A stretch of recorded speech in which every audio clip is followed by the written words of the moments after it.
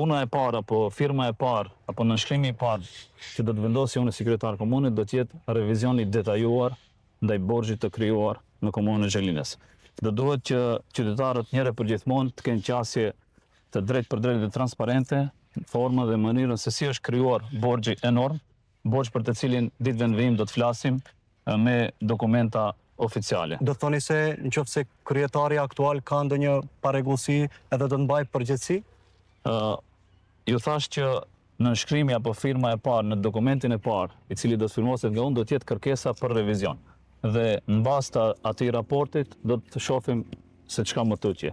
E dim që komuna ballafaqohet me probleme të mëdha financiare dhe qytetarët e kanë të drejtë që të dinë se nga është krijuar ky borxh.